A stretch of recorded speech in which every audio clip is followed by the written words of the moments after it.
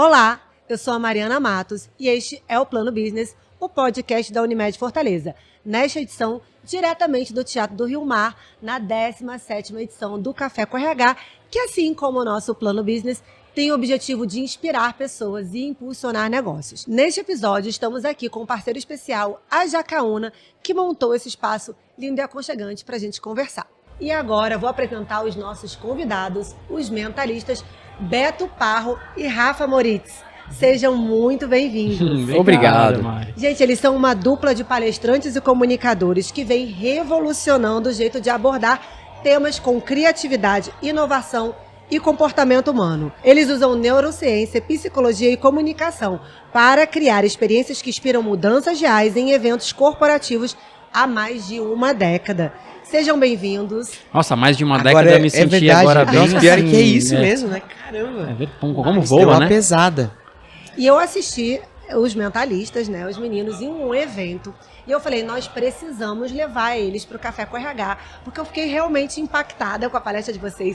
Ela é instigante, prende a gente.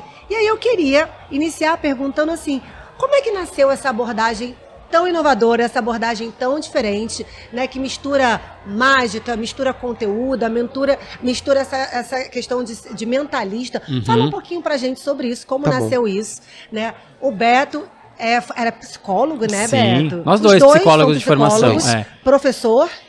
Eu era professor, E você era consultor, Eu era consultor de RH. Eu trabalhei muitos anos com RH, depois tive uma consultoria de RH. E professor. Como é que foi? Conta pra gente como é que foi essa virada. Primeiro, feedback, assim, o melhor feedback possível é a pessoa que assistiu a gente falou, não, eu quero ver de novo no meu evento. Então, assim, obrigado por ter chamado a gente pra cá. E o nosso caminho foi muito orgânico, assim, foi uma ideia de a gente se conhecer na faculdade de psicologia e a gente sempre quis falar sobre psicologia pro público leigo. A gente pensou em algumas espécies de, como poderia ser uma palestra. E a nossa ideia principal foi fazer uma peça de teatro que misturasse mentalismo, que é essa arte performática de simular a capacidade de prever o comportamento alheio, de influenciar o comportamento das pessoas. É tipo um ilusionismo da mente, né? É a isso. gente manipula o pensamento das pessoas para chegar nos resultados que a gente quer. E a peça acabou ganhando, assim, tração, a gente ganhou espaço. E uma das coisas que vinha no final da peça, as pessoas vinham falar com a gente você não pode falar sobre comportamento humano desse jeito na minha empresa? Como o Beto estava na época ainda em consultoria, a gente seguiu um tempo só no teatro, falando sobre comportamento, mas a gente começou a aceitar alguns convites. E disso virou a nossa carreira. Então a gente largou as carreiras, o plano A que a gente tinha, para se tornar palestrante de comportamento. Surgiu de uma paixão pessoal mesmo, né? A gente é muito, assim, aficionado por psicologia mesmo. Nerd mesmo. Nerd, a gente gosta de estudar comportamento humano e a gente queria poder passar isso para outras pessoas. Mas a gente pensou, poxa, já tem tantos especialistas, tantas pessoas que falam, né, de comportamento de um jeito já bem profundo. Então a gente quer entrar por um outro lado, quer entrar pelo lado do entretenimento, da interação, do bom humor. Então nossa palestra e tudo que a gente faz, esses workshops e tal, sempre tem essa pegada de ser interativo e de ser experimental. As pessoas passam por experimentos. Que é tem o que que passar o conteúdo, né? Exato. Acho que essa é uma parte que a gente se preocupa também, que não seja só então o entretenimento, mas tem uma palestra com um conteúdo de psicologia também para ser passado. Gente, eu nunca tinha ouvido o termo mentalismo até eu assistir a palestra de vocês. E eu ainda fico intrigada. Explica um pouquinho mais sobre o que é esse mentalismo, assim, como é que vocês manipulam os nossos pensamentos, vai? O mentalismo, pra gente esclarecer assim de uma forma bem simples, ele é um tipo de ilusionismo. Só que o ilusionismo, como as pessoas conhecem, o David Copperfield, que faz pessoas voarem, faz coisas desaparecerem. O ilusionismo, o princípio dele é mexer com percepção, com truques de percepção. Você desafia a realidade.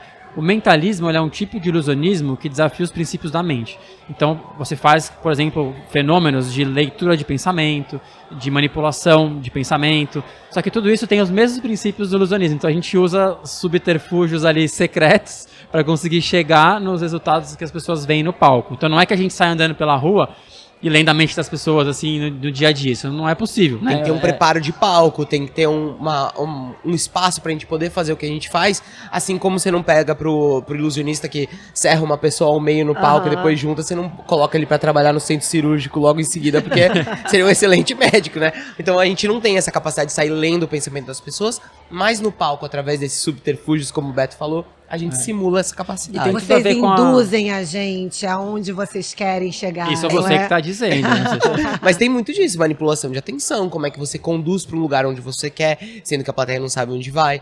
Então, e nisso o humor ajuda também, né? O bom humor, eu quero dizer, a leveza. Porque as pessoas vêm com muita... Vem querendo prestar atenção naquilo que a gente está dizendo. Então a gente vai conquistando os espaços que a gente precisa. E a ideia do nome Os Mentalistas, da dupla, foi justamente para fortalecer isso, né? E tem muito a ver com o nosso lado de psicólogos, né? Que o mentalismo, ele é perfeito para ilustrar os conceitos da psicologia. Então acabou juntando as duas coisas. Muito legal. Vocês falaram muito hoje na palestra de vocês sobre flexibilidade psicológica, né? Na visão de vocês, qual é, nessa ideia da flexibilidade psicológica, o que a gente pode fazer no dia a dia, na prática, para a gente ter mais flexibilidade psicológica? Uhum. Acho que o primeiro passo é reconhecer, então, as histórias que a gente conta dentro da nossa própria cabeça.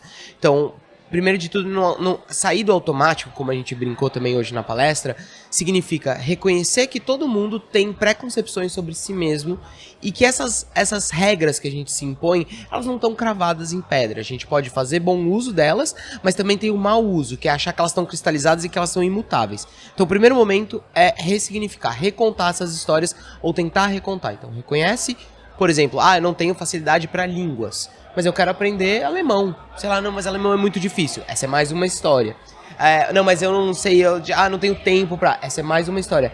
Pode ser que ela seja verdadeira, mas você tem que testar. Então, reconhece e testa. Vê até onde vai essa fronteira. Não espera a musa inspiradora, não espera aquele momento correto. Não, quando isso daqui acabar, quando eu não estiver tendo trabalho com os meus filhos, quando eu não estiver com a minha função, meu emprego estiver liso, aí eu vou fazer. Aí eu vou começar. Não, testa essas fronteiras. Essa é a capacidade maior que a gente pode ter para alcançar mais flexibilidade psicológica. Você me pegou ali quando você falou assim, levanta a mão se você acha que você é... Aí eu levantei a mão ali no desorganizado. Aí... Quando você complementou e falou, gente, o nosso cérebro, ele trabalha pra gente ser coerente com o que a gente fala. Perfeito. Falei, meu Deus, se eu ficar dizendo que eu sou desorganizada, o meu cérebro, ele vai querer que eu seja coerente com o que eu tô dizendo e eu vou continuar sendo, né? E às vezes nem sabemos de onde veio essa história, né? De onde veio essa minha crença de que eu sou... Será que minha mãe falava quando era criança? Ou será que eu fiz alguma vez, alguma experiência que isso marcou e eu comecei a fortalecer isso e hoje ela é uma verdade que eu conto, né? E a ideia é que eu nem sou, mas às vezes eu gostaria de ser mais organizada, então começa a dizer que eu Então, não também sou. tem essa relativo. Mas acho que o legal pode ser que a gente seja desorganizado, pode ser que eu seja desorganizado, mas isso não pode me impedir de tentar arrumar o meu quarto, a minha casa, a minha vida.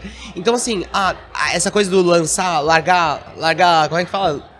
Jogar a camisa e falar assim, né? Não, eu sou desorganizado, Eu sou assim isso mesmo. não tem jeito. Não tem jeito, A flexibilidade né? te pede pra falar, será que não tem? Deixa eu ver. E pode Deixa eu ser que não fazer tenha, diferente, mas deixa né? eu ver o que acontece se eu faço diferente. E esse movimento costuma ter resultado. Tem uma frase que a gente sempre fala que é: você não precisa mudar os seus pensamentos, mas você não pode ser controlado por eles. Então a ideia é, você conta várias histórias e beleza, essas histórias estão lá.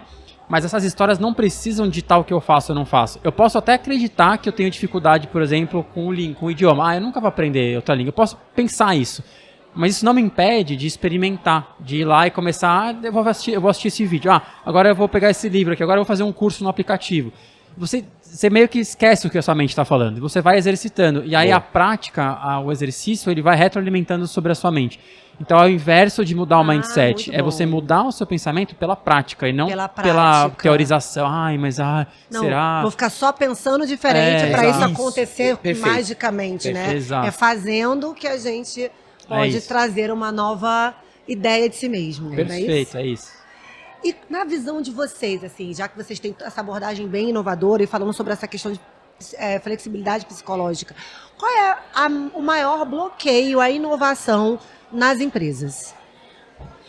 A gente vê assim, se a gente pensar por uma perspectiva psicológica, a inovação ela pode ser vista como um padrão de comportamento que ele surge como uma somatória de experiências de vida. Então a inovação não surge no vácuo, né? Você quando tem uma ideia que pode depois se transformar em uma solução inovadora, ela provavelmente é uma consequência de várias coisas que você viveu e que naquele momento você fala, nossa, né? E você tem uma ideia, essa ideia você vai lá e implementa. Então, quanto mais as empresas propiciarem ambientes de experiências para as pessoas diferentes, mais ela vai estar aumentando a probabilidade de inovação acontecer. Muitas empresas já fazem isso, né? Tem um case clássico da 3M que dava para as pessoas tempo, se eu não me engano era 20% ou 30% da agenda das pessoas para trabalhar em projetos pessoais. Então a empresa falava, olha, da sua carga horária, 20% você pode fazer um projeto seu, o que você quiser. E dessa ideia, pessoas que tinham cabeça inventiva e tal, começaram a criar coisas e de repente, post-it, num erro lá de uma cola que não deu certo, surgiu um dos produtos mais inovadores, né, do dia a dia do escritório. Então, quanto mais experiência, a pessoa que gosta de desenhar, a outra que vai fazer o curso de gastronomia, a outra que já foi morar no Japão. Então, essas experiências, elas vão moldando a nossa mente de uma forma que, quando a gente está diante de um desafio, as coisas se conectam e surgem. Repertório, né? A gente vai ganhando um repertório e uma hora as coisas se conectam e traz aí uma combinatividade que traz uma inovação, né? E é acreditar que dessa diversidade de talentos, de formas de pensar, de coisas que a gente gosta de explorar, é daí que vem mesmo a inovação. Não existe falar assim, bom, 4 pessoas dentro de uma sala, inovem. Não, a inovação vem desse encontro de ideias, dessas perspectivas diferentes das coisas. Eu penso mesmo na nossa história, né, que a gente tá fazendo hoje, o que a gente tá fazendo, sendo que quando a gente entrou na faculdade pra fazer psicologia, tanto o Beto quanto eu, a gente queria ser clínico. E, então, naquela época, quando a gente entrou na faculdade, fala pra mim onde você quer estar daqui a 20 anos de formado. A gente não quer dizer, palestrantes de eventos de RH maravilhosos. Não, a gente vai falar, eu quero estar com uma clínica boa, muitos pacientes. E é isso, é saber que o repertório vai te levar, às vezes, à revelia e às vezes a contento, para um lugar novo. Esse é o caminho das coisas. Não se prender tão fixamente a uma ideia, a uma coisa. Não, para ser criativo, tem que ter flexibilidade também. E vamos falar um pouquinho sobre isso. Nem estava aqui no meu roteiro, mas eu gostei do gancho que você deixou aí sobre transição de carreira. Né? Vocês queriam ser clínicos, estavam seguindo aí uma carreira de psicologia, de professor, de consultor. Como é que foi a decisão de fazer essa transição de carreira para palestrante, para trazer essa nova abordagem aí que a gente está acompanhando aí na vida de vocês? Acho que foram histórias diferentes, mas ao mesmo tempo parecidas, né? Eu, quando entrei na faculdade, como o Rafa disse, queria ser clínico, trabalhar com consultório psicológico. E aí, conforme as coisas foram evoluindo, na psicologia tem muito isso de você ir definindo uma abordagem, né? Uma linha teórica que você se identifica, que a gente acha uma bobagem. Na verdade, hoje em dia é muito mais inteligente você pensar em aquilo que funciona, né? Na prática baseada em evidência e tal, mas enfim. E aí eu acabei, por uma escolha de estilo de vida, eu queria ter mais independência, mais liberdade financeira, etc. Eu acabei indo para o mundo corporativo. Então, eu fui estagiar em RH, depois fiz carreira em RH em algumas empresas multinacionais, fui para consultorias multinacionais e fui para esse lado do desenvolvimento humano. Sempre tendo uma veia, um desejo de trabalhar com arte, com alguma coisa artística, né? Até a gente tirar do papel o primeiro projeto de teatro.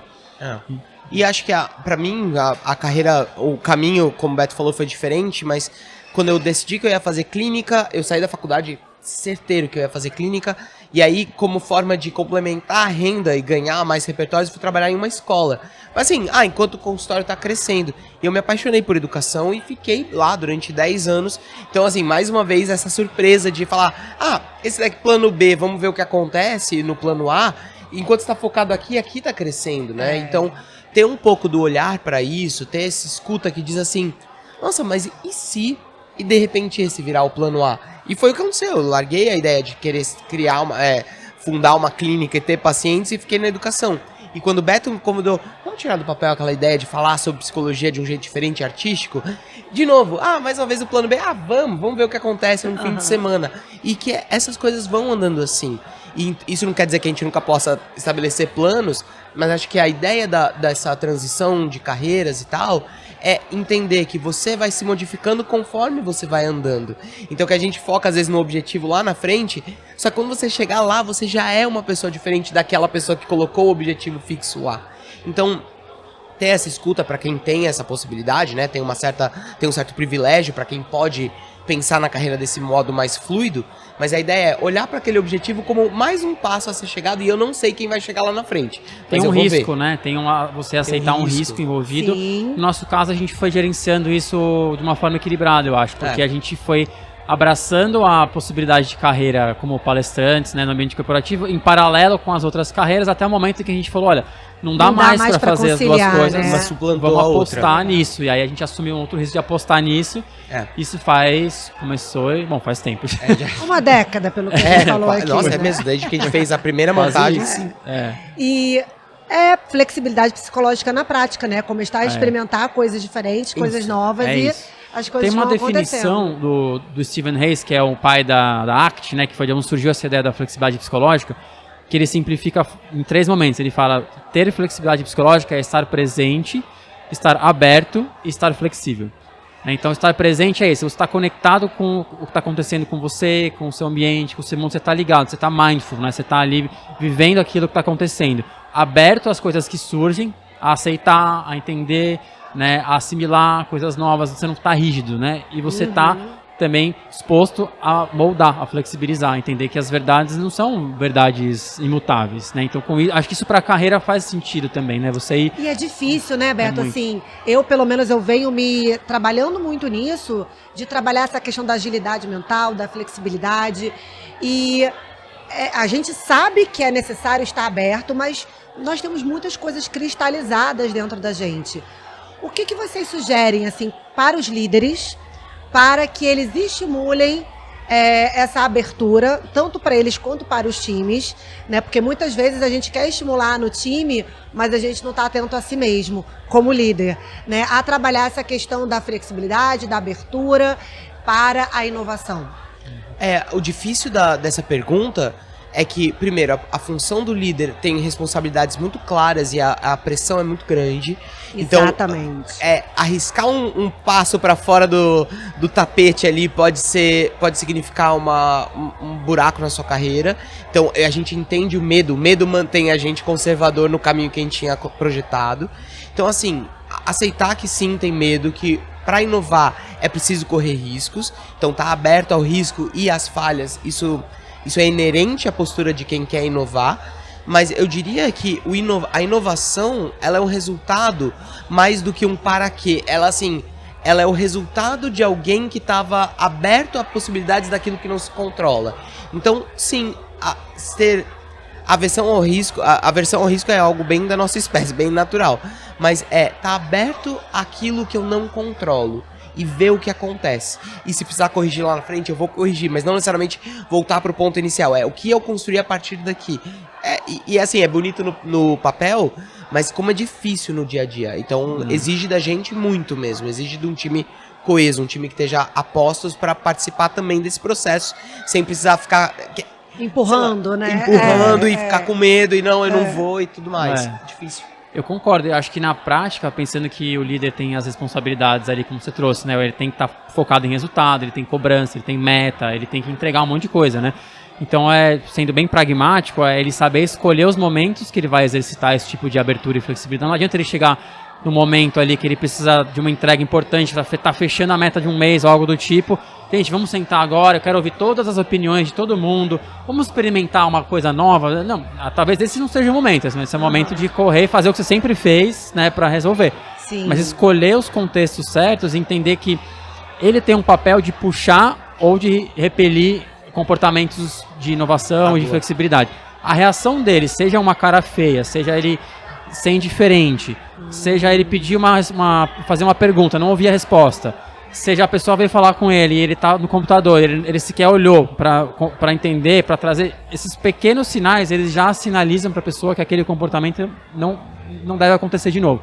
Então o líder, ele vai podando ou ele vai incentivando flexibilidade e inovação nas pessoas, né? Ele tem um papel muito pesado nisso ainda, né? As organizações estão cada vez mais horizontais, mas ainda tem a hierarquia presente, né? Então acho que isso para trabalhar a flexibilidade psicológica, então a gente precisa também de segurança psicológica dentro da empresa, né? Então, perfeito. O jeito que as pessoas falam dentro, né? A líder o líder, eles estão ali olhando para aquela pessoa, qual é a sensação que a outra pessoa tem de si, né? Qual a liberdade que eu tenho de falar sobre a minha posição, da minha opinião e tudo mais. Então a segurança psicológica, ela garante mais flexibilidade. Muito bom, Rafa. Beto, vocês trouxeram um ponto importante da questão da segurança psicológica para a gente poder arriscar, né, para a gente poder ser quem a gente é, para a gente sentir que a gente tem espaço de fala. Sim. Né? E para eu acredito muito que num ambiente de segurança psicológica é muito importante o líder se colocar também num papel de vulnerabilidade. Nossa, né? total. Ele mostrar que ele também erra, ele mostrar que ele também não sabe, ele também não tem todas as respostas. Perfeito. Né? E como é que vocês acham que isso funciona? Isso poderia gerar mais engajamento no time, com essa liderança mais humanizada, com mais espaço de fala, com mais presença, né? Como você falou, Beto. Fala um pouquinho pra gente como é que vocês veem que esse trabalho de vocês pode trazer ideias para gerar mais engajamento Sim. no time. Olha, eu acho que é uma conversa meio um caminho sem volta, assim, né? Acho que a ideia de que a gente tem que separar resultado e desempenho de segurança psicológica, qualidade de vida, engajamento, não dá mais pra gente dizer, não, ó, eu não tenho tempo de focar em, eu tenho que, aqui ó, tenho que entregar resultado, não dá pra eu ficar preocupado se a pessoa tá bem ou não tá bem, isso acho que não faz o menor sentido mais. Então, a partir do momento que a gente começar a enxergar, os líderes começarem a enxergar as organizações, que as pessoas são pessoas inteiras, né? Ela vem de casa e ela não deixa não a vida é o profissional e o pessoal Sabe aquela Cura, série, né? exatamente, a série da Apple TV. Não existe isso, né? Então, quanto mais você incorporar isso, mais resultados sustentáveis você vai ter. Isso passa pela escuta, passa por entender que às vezes você vai sim ter que perguntar como que essa pessoa está em casa, como é que está a vida dela pessoal, se ela precisa de algum apoio naquele momento. Ela vai performar de formas diferentes ao longo do ano, ela não vai ser sempre uma estrela durante todo o ano. Às vezes ela vai ter altos e baixos, enquanto outra pessoa vai ter outros altos e baixos, e você como gestor, você vai equilibrar, né, o grupo. Então tem muitas nuances que depende do líder ter o olhar para o outro. Acho que é o olhar humanizado, conseguir olhar para o outro e ver quem ele é e ver como que ele pode ajudar essa pessoa no seu todo. Né? E estar atento se aquela pessoa ela tá bem, né? Porque não é uma questão isolada que nos define. Então muitas vezes, às vezes acontece um problema, uma falha, porque aquela pessoa não tá bem, aconteceu algum problema pessoal, e aí já fica, não, peraí, isso aqui não pode acontecer. Não, foi um fato, né? Exato. Isso não define o profissional que a gente é. Então, acho que é muito importante também ter esse olhar. Eu tenho uma pergunta aqui que tem muito se falado sobre esse assunto, que é sobre a inteligência artificial, que é um dos temas do nosso evento também. Eu queria ouvir de vocês se vocês acham que ela potencializa ou ela limita a criatividade humana. Acho que o veredito tá ainda para ser dado, né? A gente sabe que como qualquer ferramenta muito poderosa, e essa tem um potencial gigantesco, ela pode fazer as duas coisas. Então, acho que a melhor coisa é eventos assim que levantam esse assunto para ser discutido de forma aberta, de forma a englobar e para ter várias opiniões de formas diferentes, colocar as ideias para brigar, para discutir. Eu acho que esse é o caminho correto quando a gente tá frente a uma coisa tão poderosa. É meio, você vai aprender a dirigir um carro, você não coloca uma criança de qualquer jeito, solta a mão solta a chave na mão dela e deixa ela correr solta. Então, acho que ainda, eu por exemplo, não tô convencido ainda de um lado ou pro outro. Acho que tem potencial super positivo e um potencial danoso também. Então, acho que agora o momento é ficar atento aos vieses que os seres humanos carregam por si, de querer fazer o mínimo de trabalho no menor tempo, o máximo de trabalho no menor tempo possível e ter o mínimo de trabalho. E ficar no automático, né? Entrar no automático. Ficar então, no assim, automático. esse é o nosso risco. Então, sabendo, colocando isso em xeque, o que se desenvolve a partir daí? Eu diria isso. Você, Beto? Eu acho que assim, a gente se puxar para perspectiva psicológica, eu acho que volta para a questão da relação do humano com a tecnologia. E a inteligência artificial, acho que ela traz um ingrediente um pouquinho diferente. Diferente de você falar assim, como eu uso o Google é uma coisa. Agora, como eu uso uma ferramenta que tem capacidade de pensar por conta própria, entre aspas, fica mais complexo ainda. Mas ela pode ser muito saudável se você usa de uma forma complementar à sua atuação, né? Então, acho que tem algumas limitações. Você usar uma inteligência artificial para questões que envolvem julgamentos morais e éticos, para decisões que envolvem algum risco, para coisas que podem gerar alguma consequência danosa para a humanidade, me parece arriscado, me parece perigoso, né? Mas eu acho que ela pode sim suprir muitas coisas e ajudar a complementar, né? A gente tem a ideia de que a criatividade é uma coisa assim, uma inspiração divina, mas não é, ela é uma somatória de repertórios que gera solução para novos problemas. Então, eventualmente, a IA pode ser um parceiro nessa construção de novas soluções para novos problemas, né? Se você sabe usar ela da forma correta. A gente tá curioso, né, Beto? Acho que esse é o ponto. A gente tá aguardando... Acho que ninguém tem essa resposta ainda, né? Estamos Ninguém tem observando. essa resposta ainda. Eu gosto de dizer que assim, a IA ela é poderosa para nos trazer repertório, nos trazer informação e para nos ajudar a nos livrarmos daquelas atividades repetitivas, né? E nos liberar tempo, porque existe muito poder no ócio, né, gente? A gente hoje não consegue quase mais ter o ócio, mas é nos momentos de ócio, que a gente está ali em alinhamento inteiro, que a gente consegue ter boas ideias, que a gente consegue conectar os pontos. Sem então, dúvida. eu acho que a IA ela tem essa capacidade de nos liberar tempo para que a gente consiga inovar, mas a gente precisa ter muito cuidado para não entrar no automático da utilização da IA, né? Acho que é mais a questão do qualitativo de como você usa do que a ferramenta por si só, né? Acho que tem isso. Mas vamos observar, né? Como é que vai ser. Vamos ficar de olho. Vamos ficar de olho. Gente, a gente está aqui num evento que o foco principal é RH, né? A gente tem líderes, a gente tem empresários, mas nasceu para conversar com esse público de RH, que é de gente e gestão que cuida de pessoas, né? Como vocês acham que essa área de gestão de pessoas pode ir além do papel tradicional? Uau. Ó, minha visão antigamente, né, se a gente pensar aí anos 80, anos 90, o RH tinha muito essa coisa de ele queria brigar para estar na mesa dos CEOs, né? Ele queria brigar para estar na mesa do C-Level, para ser importante, para ser relevante, para poder ter opinião, para poder ajudar a guiar o negócio, né? Vamos dizer assim.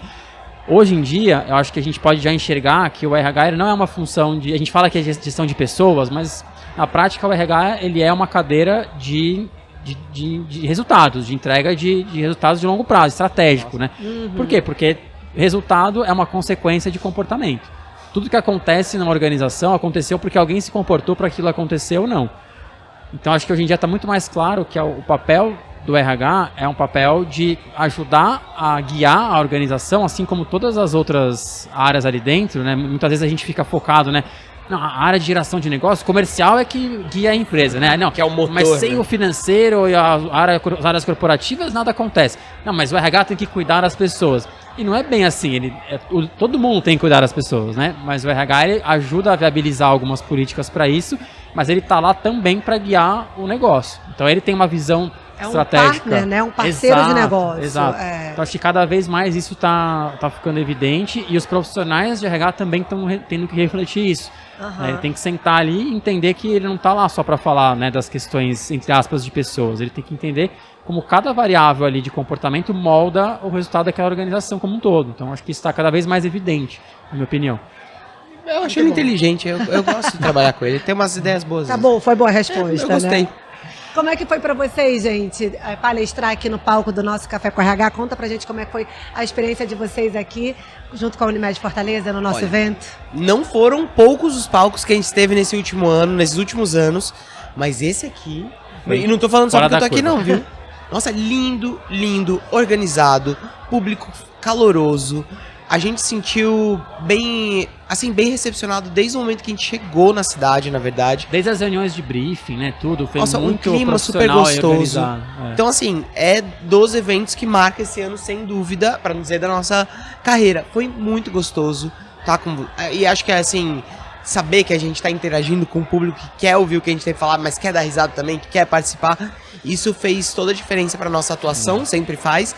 Mas eu senti aqui um lugar, acho que um público muito alinhado com o que a gente tem pra falar. E a gente espera que tenha ficado alguma coisa, né? Algumas das provocações, reflexões. Isso é o que alimenta o nosso trabalho. A gente sentir que as pessoas estão...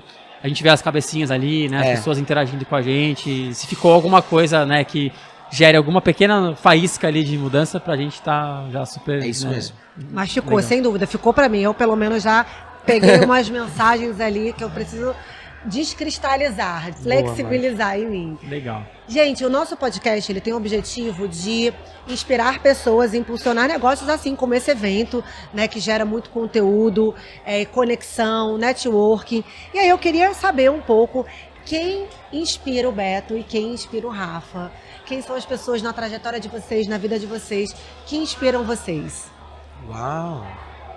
Olha, do ponto de vista de mentalismo, a gente tem uma referência maior, que é o Darren Brown, é um inglês, que faz os shows de palco de mentalismo mais incríveis que a gente já viu, que provocam mais, para além do espanto daquilo que ele faz, de ler o pensamento das pessoas, como a gente falou, tem um convite à reflexão que é muito poderoso. E acho que quando a gente se sentiu impulsionado para seguir essa carreira, teve ele muito como uma estrela, assim, guia. Então, o Derren Brown certamente é uma inspiração, segue sendo, a gente assistiu um show dele há alguns anos atrás, ao vivo, a gente foi assistir, e segue sendo uma inspiração. E a gente sempre tá nesses dois pilares, né, do lado artístico, artistas que inspiram a gente, com o lado acadêmico dos psicólogos, referências. Eu acho que, talvez você concorde, mas uma pessoa que inspira muito a gente é o Daniel Kahneman, né, psicólogo ganhador de prêmio Nobel e tudo, que ajudou a trazer para a discussão do dia a dia, né, da economia comportamental e tal, questões de tomada de decisão, de escolhas. A gente gosta muito de falar sobre escolhas de comportamento. Então, os grandes nomes da psicologia a gente gosta muito, mas esses caras também, como ele, que faleceu recentemente, né, que trazem uma visão mais moderna, a gente gosta muito. Então, acho que deixaria aí o nome dele também como Daniel uma inspiração. Kahneman. Preciso fazer uma pergunta. Vocês são pais, né? Sim. Sim. Os filhos de vocês já assistiram o show de vocês? Não assisti. Não acredito. Não. É que é sempre tarde, né, no teatro. Mas a gente tem que corrigir isso. A gente levou agora, recentemente, a gente tá em cartaz em São Paulo, e a gente levou eles pra conhecerem o teatro. Então, eu levei meus 2 filhos, o Beto levou a filha dele, e aí... Ela conheceu o camarim, foi lá... Já fizeram um viu, show particular pra eles, pelo menos? Não, eles nem querem Eles saber. nem entendem muito bem o que a gente faz, né? Eles querem... Eles não sabem. Eles começaram a ter ideia de que faz... é show que meu pai faz, mas realmente acho que ainda não tá no momento. Esses dias a Ananda perguntou o que um psicólogo faz. Aí eu falei, agora eu agora. Aí eu comecei a explicar, deu 5 segundos, ela já tinha mudado de assunto. A gente se desinteressou. É isso. Oh, meu Deus. Acho que a gente fica mais no lugar de complexo, pai não é tão mesmo. simples assim, né? Falar de neurociência, comportamento humano, Não é tão... flexibilidade psicológica, neurociência, Não, né? Aí é chega um uma pouco hora ali que complicado. a criança... Mas na prática eles conhecem, eles são Conhecem, bem... com certeza. Isso tá no nosso dia a dia em todas as gerações. Total. Meninos, muito obrigada. Foi um prazer receber vocês no nosso palco do Café com RH e também no nosso Plano Business, no nosso podcast. Deixa aí o @ de vocês para o pessoal seguir vocês. Tá bom. Foi um prazer ouvir vocês mais uma vez. Espero ouvi-los novamente aí, palco afora aí no Brasil, nos eventos que a gente Também. frequenta. Que esse Foi seja nosso. o primeiro show em Fortaleza de muitos. Verdade. De muitos, Obrigado, né? Mari. Foi um prazer poder ouvir mais de você também. Muito legal a gente poder se conhecer melhor. Quem quiser saber mais, pode entrar lá no nosso perfil do Instagram, Os Mentalistas, tem bastante conteúdo lá. Tem também o nosso site, osmentalistas.com.br. Os Mentalistas no Google vai cair achar, tudo vai que é achar. nosso. E qualquer coisa, manda mensagem pra gente. A gente responde tanto no Insta quanto no comercial. Falar com a Grace. Exato. Tem todo o papel da Grace. Deve se falar com a Grace. Isso aí. E para você que nos assistiu, muito obrigada por acompanhar o Plano Business. E para mais conteúdos como esse, nos segue no canal do YouTube, no Spotify e demais plataformas de streaming. Até a próxima!